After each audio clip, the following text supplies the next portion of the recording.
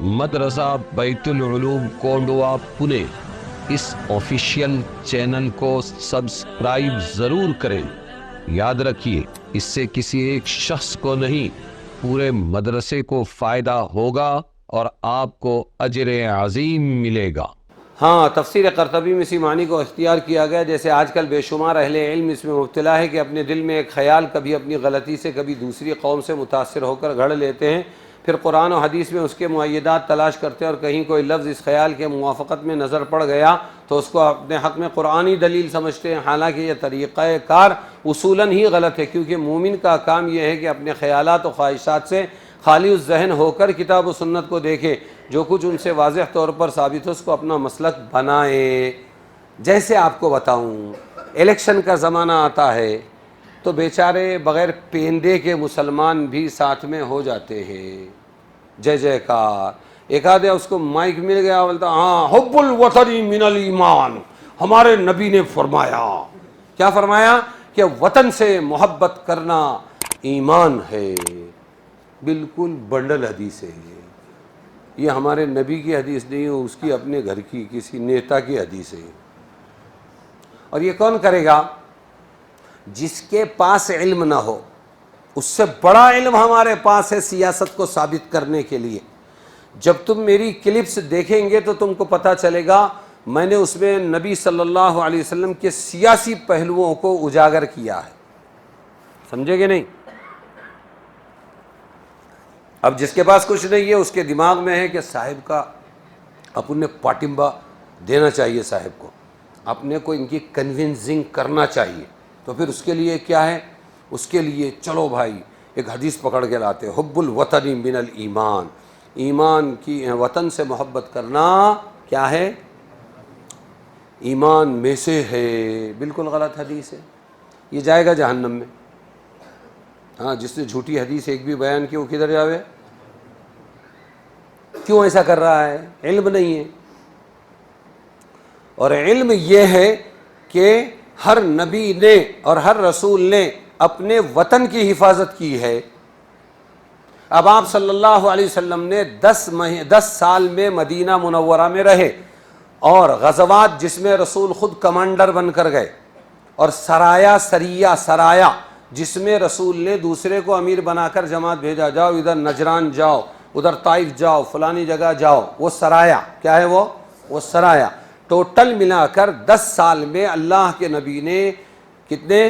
86 غزوات اور سرایا کیے ہیں۔ آپ جب اس کو ڈیوائیڈ کرو گے 10 سال پر تو 2 مہینہ بھی چین سے اللہ کے نبی نہیں بیٹھے ہیں۔ یہ کس کی حفاظت کر رہے تھے؟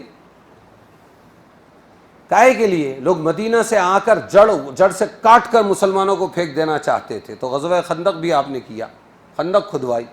تو نبی کی پوری زندگی اپنے وطن بچے گا تو مسجد بچے گی، وطن بچے گا تو مدرسہ بچے گا، وطن بچے گا تو اپنا گھر بچے گا۔ اتنی موٹی بات سمجھ میں نہیں آتی ہے، جھوٹی حدیثیں پکڑ کے لاتے ہیں۔ حضور کی پوری زندگی سیاست سے بھری ہوئی ہے، سمجھ میں آیا؟ لیکن مسلمان کو ان کے علماء نے بتلایا نہیں ہے، صدیاں بیت گئی، اس لیے مسلمان بیچارہ سیاسی تو ہے، سیاست سے بہت نفرت، گندی سیاست گندی ہے، آپ اس میں نہیں پڑھتے، اور سیاسی بھی ہے لیکن چیلا بن کر، سمجھ میں آیا؟ پیچھے امام بن کر نہیں۔ اور وہ اقبال کہہ گئے سبق پڑھ پھر، صداقت کا، شجاعت کا، عدالت کا، لیا جائے گا تجھ سے کام دنیا کی امامت کا۔ یہ دنیا کا امام تھا، سمجھ میں آیا؟ نشان راہ دکھاتے تھے جو ستاروں کو، اقبال ہے، لوگ ستاروں کو دیکھ کر، دنیا کے مسافر کشتی میں چلنے والے لوگ، وہ اس کو ستارے کو دیکھ کر یہ ایران کی طرف جا رہا ہے اور یہ سعودیہ کی طرف جا رہا ہے، راستہ پاتے ہیں۔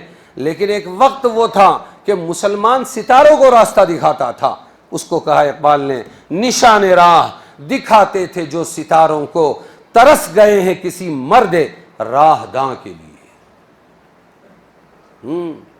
گنوا دی ہم نے جو اسلاف سے میراث پائی تھی، سریا سے زمیں پر آسمان نے ہم کو دے مارا۔